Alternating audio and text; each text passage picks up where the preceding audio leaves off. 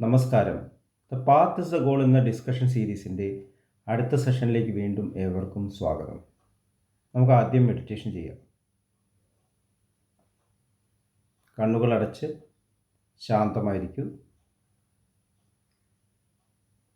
ഭൂമി മാതാവിനോടും സർവചരാചരങ്ങളോടും അന്തരീക്ഷത്തോടും കൃതജ്ഞത രേഖപ്പെടുത്തൂ. ഭൂമി മാതാവിൽ നിന്നുമുള്ള ഹീലിംഗ് എനർജി കാലുകളിലൂടെ പ്രവേശിച്ച് ശരീരം മുഴുവൻ വ്യാപിക്കുന്നതായും ശരീരത്തിലെ എല്ലാ ഭാഗങ്ങളെയും എല്ലാ കോശങ്ങളെയും റിലാക്സ് ചെയ്യാൻ സഹായിക്കുന്നതായും അനുഭവിക്കൂ. ഇപ്പോൾ ശരീരം പൂർണ്ണമായും റിലാക്സ്ഡായി. ഈ റിലാക്സേഷൻ ഹൃദയത്തിൽ അനുഭവിക്കൂ. ശ്വാസം ദീർഘമായി ഉള്ളിലേക്കെടുക്കൂ. ഹൃദയത്തിൽ സ്നേഹം നിറയുന്നതായി അനുഭവിക്കൂ. ശ്വാസം പുറത്തേക്ക് വിടുമ്പോൾ സ്നേഹം പ്രപഞ്ചം മുഴുവൻ വ്യാപിക്കുന്നതായും അനുഭവിക്കൂ.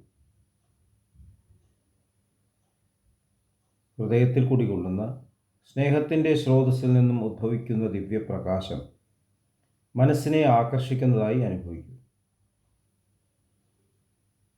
ആ ദിവ്യപ്രകാശത്തിൽ ധ്യാനം ആരംഭിക്കൂ. മനസ്സിൽ ചിന്തകൾ വരുന്നുണ്ടെങ്കിൽ മൃദുവായി അവയെ അവഗണിക്കുക. ദിവ്യപ്രകാശത്തിൽ ധ്യാനം തുടരുക. Please start meditation.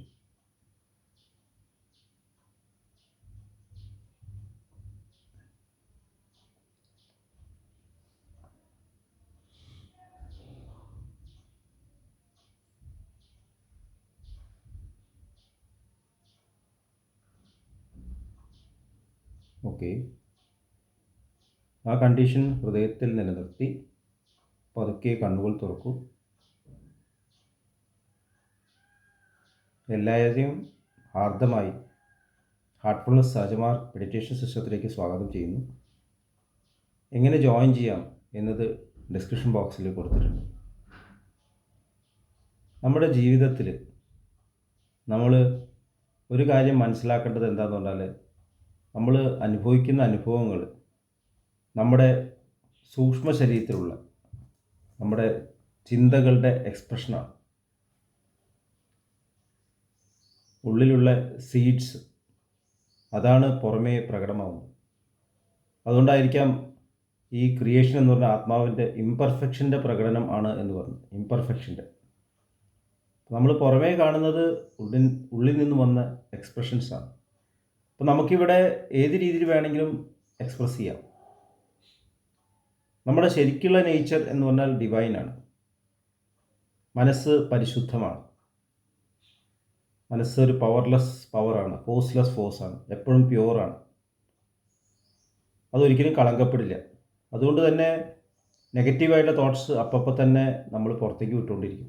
നമുക്ക് വരുന്നതൊക്കെ നെഗറ്റീവ് തോട്ട്സാണ്. നല്ല ചിന്തകൾ വരുന്നത് അപ്പം തന്നെ സബ്സൈഡ് ചെയ്യും, ഉള്ളിലേക്ക് തന്നെ പോകും.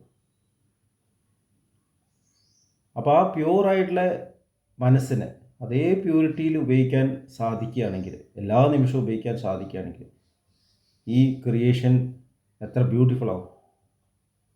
ഇവിടെ ജനനവും മരണവും തമ്മിലുള്ള അതിർവരമ്പുകൾ ഇല്ലാണ്ടായി മാറും. മനുഷ്യൻ്റെ ഒരു പ്രത്യേക സ്വഭാവമാണ് സഫറിങ് എന്ന് പറയുന്നത്. മറ്റുള്ള ജീവജാലങ്ങൾക്ക് പെയിൻ അനുഭവിക്കുന്നു. ഈ പെയിൻ ശാരീരിക തലത്തിലുള്ള ഒരു അനുഭവം മാത്രമാണ്.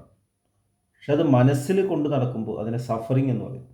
നമുക്ക് വേദനിക്കാതെ തന്നെ സഫർ ചെയ്യാൻ പറ്റും. നേരെ മറിച്ചിട്ട് വേദന അനുഭവിക്കുമ്പോൾ സന്തോഷം അനുഭവിക്കാൻ സാധിക്കും. ഇത് മനുഷ്യൻ്റെ ഒരു പ്രത്യേകതയാണ്. നമ്മൾ ശരിക്കും ഡയറക്റ്റായിട്ട് അനുഭവിച്ചിട്ടുണ്ടാവില്ല. ഒരു സീരിയൽ കണ്ടിട്ടുണ്ടാവാം, അല്ലെങ്കിൽ ഒരു സിനിമ കണ്ടിട്ടുണ്ടാവും, ഒരു പുസ്തകം വായിച്ചിട്ടുണ്ടാവും, നമുക്ക് സഫർ ചെയ്യാം. അല്ലെങ്കിൽ എന്തെങ്കിലും പറഞ്ഞ് കേട്ടിട്ടുണ്ടാവും. ഇതൊന്നും കേൾക്കണ്ട, വെറുതെ ആലോചിച്ച് നിന്നിട്ട് നമ്മൾ സഫർ ചെയ്യും. ഭാവിയെക്കുറിച്ചിട്ടും ഭൂതകാലത്തെക്കുറിച്ചൊക്കെ ആലോചിച്ച് നമ്മൾ സഫർ ചെയ്യുന്നു. സഫറിങ് നമ്മുടെ പെക്യുലറായിട്ടൊരു സ്വഭാവമാണ്. അതെന്താ കാരണം? നമ്മൾ നമ്മുടെ മാനസികമായിട്ടുള്ള ക്രിയേഷനിൽ സൂക്ഷ്മ ശരീരത്തിലാണ് കൂടുതൽ സമയം ചിലവാക്കുന്നത്. നമ്മളവിടെ ഇടപെടുന്നില്ല. മനുഷ്യൻ ഇടപെടുന്ന മുഴുവൻ ഉണർന്നിരിക്കുന്ന അവസ്ഥയിലാണ്. ഉള്ളിൽ എന്താണ് സംഭവിക്കുന്നത് എന്നുള്ളത് മനുഷ്യൻ നോക്കുന്നില്ല. ശരിക്കും ഉള്ളിലാണ് കറക്ഷൻ കൊണ്ടുവരേണ്ടത്. അതാണ് സഹജമാർഗം പഠിപ്പിക്കുന്നത്. നമ്മൾ ഉള്ളിൽ പാകിയ വിത്തുകൾ, നമ്മുടെ സെൽഫിഷ്നെസ് കാരണം, നമുക്ക് ഇഷ്ടവും അനിഷ്ടവും കാരണം നമ്മൾ ഉണ്ടാക്കിയിട്ടുള്ള വിത്തുകൾ, അതിനെ നമ്മൾ സംസ്കാരങ്ങൾ എന്ന് വിളിക്കുന്നു. അത് അൺവൈൻഡ് ചെയ്ത് വരുമ്പോൾ അത് എൻ്റെ ഉള്ളിലുള്ള വിത്താണ് എന്ന് മനസ്സിലാക്കിയിട്ട് സ്വീകരിക്കുകയാണെങ്കിൽ അത് സന്തോഷത്തോടുകൂടി ആനന്ദത്തോടുകൂടി അനുഭവിക്കാൻ എല്ലാ ക്രിയേഷനും നമുക്ക് ആക്സെപ്റ്റ് ചെയ്യാം. കാരണം ഇത് എൻ്റെ ക്രിയേഷനാണ്. ഒരു കുട്ടിക്ക് എല്ലാ കുട്ടികളും, ഒരു അമ്മയ്ക്ക് എല്ലാ കുട്ടികളും ഒരുപോലെയാണ് എന്ന പോലെ ക്രിയേഷൻ എല്ലാം എൻ്റെ ക്രിയേഷനാണ്. അപ്പോൾ സ്നേഹിക്കുക. അതാണ് Chariji Maharaj love all whom he loves. അത് നമുക്ക് സാധിക്കാത്തത് കൊണ്ട് ഈ പ്രക്രിയയ്ക്ക് ഒരു ജോലി ചെയ്യേണ്ടി വരുന്നു. നമ്മൾ ഉള്ളിലുള്ള ഈ സീഡ്സിനെ തന്നെ സ്നേഹമാക്കി മാറ്റേണ്ടിയിരിക്കുന്നു. പുറത്തേക്ക് വരുമ്പോൾ നമുക്കത് പറ്റുന്നില്ല.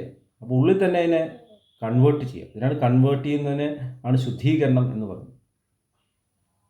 സഹജമാർഗത്തിലെ ഏറ്റവും വലിയ അത്ഭുതം മാസ്റ്റർ തരുന്ന പ്രാണാഹുതിയാണ്, സ്നേഹത്തിൻ്റെ ഫ്ലോ. അത് സ്വീകരിച്ചുകൊണ്ട് ആന്തരികമായിട്ടുള്ള ഈ ക്രിയേഷൻ്റെ ഈ സീഡ്സിനെ സ്നേഹമാക്കി മാറ്റുക. അതിൻ്റെ ഡെപ്തിൽ അത് സ്നേഹം തന്നെയാണ്. എല്ലാ സീഡും സ്നേഹം തന്നെയാണ്. എന്നിട്ട് അത് എക്സ്പ്രസ് ചെയ്യുമ്പോൾ സ്നേഹമായിട്ട് എക്സ്പ്രസ് ചെയ്യുക. അപ്പോൾ ആദ്യത്തെ സ്റ്റെപ്പ് തന്നെ ഉള്ളിൽ ശുദ്ധീകരിക്കുക. നല്ലതും ചീത്തയും ഒന്നുമില്ല. There are no bad samskaras and there are no good സംസ്കാരം. ദർ ആർ ഓൺലി സംസ്കാരാസ് എന്നാണ് മാസ്റ്റേഴ്സ് പറയുന്നത്.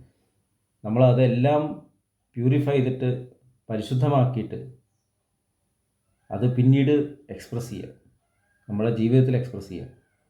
ഏറ്റവും സ്നേഹമുള്ള ഡയമെൻഷനിൽ എല്ലാ കാര്യങ്ങളും ചെയ്യുക. അപ്പോൾ ആദ്യം തന്നെ പുറത്തേക്ക് എക്സ്പ്രസ് ചെയ്യുമ്പോൾ ഈ കണക്ഷൻ നിലനിർത്തണം. അതിനാണ് ധ്യാനം ഹെൽപ്പ് ചെയ്യുന്നത്. ധ്യാനം മനസ്സിനെ കോൺസെൻട്രേറ്റഡ് അവസ്ഥയിലേക്ക് എത്തിക്കുന്നു.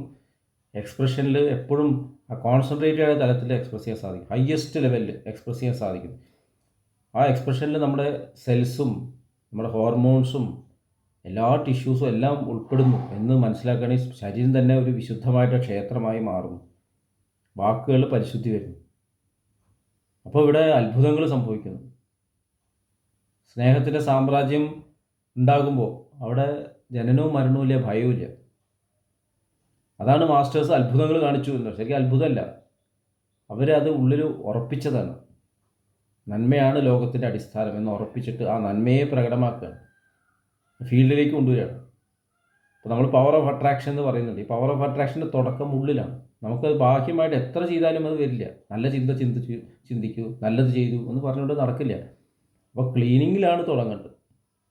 ശരി, ക്ലീനിങ് എന്ന് പറഞ്ഞാൽ എടുത്തു കളയലല്ല, അതിനെ പരിശുദ്ധീകരിക്കുകയാണ് എന്നുള്ളതാണ് മനസ്സിലാക്കേണ്ടത്. അപ്പോൾ ആ ഒരു സ്റ്റേജ് നമുക്ക് ഉൾക്കൊള്ളാൻ സാധിക്കണം. അതിനുശേഷം ആ ധ്യാനത്തിൽ നിന്നുകൊണ്ട് ആ ധ്യാനാവസ്ഥ നമുക്ക് ജീവിതത്തിൽ കൊണ്ടുവരാൻ സാധിക്കണം. ഓരോ നിമിഷവും ഡിവൈനായിട്ട് മാറും, സ്നേഹം നിറഞ്ഞതായിട്ട് മാറുന്നു. മോശപ്പെട്ട ഒരു നിമിഷമില്ല. നമ്മൾ ടൈം സ്പേസ് ഡയമെൻഷൻ ട്രാൻസെൻഡ് ചെയ്യുന്ന ഒരു അത്ഭുതം അവിടെ കാണാൻ സാധിക്കും. മോശപ്പെട്ട ഒരു നിമിഷം തന്നെ ഇല്ല. ഉള്ളിലുള്ള ഈ ഹയസ്റ്റ് സ്റ്റേറ്റിനെ ജീവിതത്തിലേക്ക് എക്സ്പ്രസ് ചെയ്യുക എന്നുള്ളതാണ് മാസ്റ്റേഴ്സ് നമ്മളെ പഠിപ്പിച്ചത്. ശരിക്കും മരണം എന്നുള്ളത് വെറും ഒരു തോന്നലാണ്. ഒരു ഡ്രസ്സ് എടുത്തിട്ട് മാറ്റിയിട്ട് വേറെ ഡ്രസ്സ് ഇടുന്ന പോലെ. അതിനെന്തിനാണ് വേദനിക്കുന്നത്? ഡ്രസ്സ് ഇടുന്ന ആൾക്കൊരു മാറ്റമില്ലല്ലോ. അപ്പോൾ ഇത് തിയററ്റിക്കലായിട്ട് മനസ്സിലാക്കിയാൽ പോരാ, അത് അനുഭവിക്കണം. അപ്പോൾ ശരീരം മാറിക്കൊണ്ടിരിക്കുമ്പോഴും അതിനൊന്നും പ്രശ്നമില്ലാണ്ടേ മാറുന്നു. പ്രായം വരുമ്പോൾ പ്രായത്തെ ആക്സെപ്റ്റ് ചെയ്യുന്നു. പ്രായത്തെ ആക്സെപ്റ്റ് ചെയ്യുന്നവർ എത്ര കുറവ് ആൾക്കാരാണ് ഇപ്പോൾ. കോസ്മെറ്റിക്സ് ഉപയോഗിക്കുന്നു, ഡൈസ് ഉപയോഗിക്കുന്നു, ചുളിവുകൾ ഇല്ലാതെ ആക്കാൻ നോക്കുന്നു. ഇത് ഇല്ലാതെയാക്കാൻ നോക്കുമ്പോൾ ഉള്ളിൽ തോന്നുന്നുണ്ട് ഞാൻ പ്രായമാവുന്നു. നേരെ മറിച്ച് ഉള്ളിലുള്ള ആ സ്റ്റേറ്റ് റേഡിയേറ്റ് ചെയ്യണമെങ്കിൽ ശരീരത്തിന് പ്രായമാവില്ല എന്നാണ് പറയുന്നത്. ഈ ശരീരം ശരിക്കും ഈ 100 കൊല്ലം മാത്രം നിലനിൽക്കേണ്ടതല്ല. നമ്മൾക്ക് എത്രത്തോളം കാലം വേണോ മനസ്സിനെ എലിവേറ്റ് ചെയ്ത് പ്യൂരിറ്റിയിൽ കൊണ്ടുവരാം, അത്രയും കാലം ശരീരം നിലനിർത്താനുള്ള ഒരു സ്കോപ്പ് നമുക്ക് തന്നിട്ടുണ്ട്. 1000, 2000, 10,000 കൊല്ലം ജീവിക്കുന്ന മാസ്റ്റേഴ്സ് ഉണ്ട് എന്നുള്ള ഒരുപാട് പുസ്തകങ്ങൾ വായിച്ചാൽ അറിയാം. അത് സത്യമാണ്. അത് ആ വില്ലല്ല, ആ ഒരു അണ്ടർസ്റ്റാൻഡിങ് ആണ്. എത്ര കാലം തുടരണം എൻ്റെ ചോയ്സാണ്. ഇനി ശരീരം റിനോവേറ്റ് ചെയ്യണമെങ്കിൽ എനിക്ക് എൻ്റെ ഉള്ളിൽ നിന്ന് തന്നെ ഫ്ലോ ഉപയോഗിക്കാം. നമ്മൾ മെഡിസിൻസിൽ ഡിപ്പെൻഡൻ്റ് ആവുന്നു, നമ്മൾ ഭക്ഷണത്തിൽ ഡിപ്പെൻഡൻ്റ് ആവുന്നു. അതെല്ലാം ശരിയാണ്, ഈ ഡയമെൻഷനിലൊക്കെ കറക്റ്റാണ്. പക്ഷേ അതിനേക്കാളും അതീതമായിട്ടുള്ള ഒരു സ്റ്റേറ്റ് ഉണ്ട് എന്നുള്ളത് നിഷേധിക്കാൻ പറ്റാത്ത ഒരു വസ്തുതയാണ്. നമ്മൾ പ്രാക്ടീസ് ചെയ്യുമ്പോൾ നമ്മുടെ ലൈഫിൽ അത് മാനിഫെസ്റ്റ് ചെയ്യുമ്പോൾ നമുക്ക് ചുറ്റും നമ്മൾ തന്നെ അനുഭവിക്കുന്ന ആ ഒരു സൗന്ദര്യം നമ്മൾ ആസ്വദിക്കുമ്പോൾ നമുക്ക് മനസ്സിലാവുന്നു സഹജമാർഗം നമ്മളെ മാറ്റുന്നു. ഹാർട്ട്ഫുൾനെസ് നമ്മളെ മാറ്റുന്നു. നമുക്ക് ലോകത്തെ വേറൊരു ഡയമെൻഷനിൽ നിന്നും ഹയർ ലെവലിൽ നിന്ന് കാണാൻ സാധിക്കുന്നു. ഒടുക്കം ലോകം ബ്യൂട്ടിഫുള്ളാണ് നമ്മൾ അനുഭവിക്കുന്നു. ഇത് ചുറ്റും റേഡിയേറ്റ് ചെയ്യാനും സാധിക്കുന്നു. അങ്ങനെ ക്രമേണ ചുറ്റുവട്ടവും മാറുന്നു. ഇങ്ങനെയാണ് മാറ്റം കൊണ്ടുവരേണ്ടത്. അപ്പോൾ നമ്മുടെ എഡ്യൂക്കേഷൻ നമ്മളെ ഉള്ളിലേക്ക് തിരിയാനും നമ്മുടെ ബെസ്റ്റിനെ എക്സ്പ്രസ് ചെയ്യാനും നമ്മളെ സഹായിക്കട്ടെ എന്ന് പ്രാർത്ഥിച്ചുകൊണ്ട് ഇന്നത്തെ സെഷൻ ഇവിടെ അവസാനിപ്പിക്കാം. അടുത്ത സെഷൻ വരെ വിട വാങ്ങുന്നു. നന്ദി, നമസ്കാരം.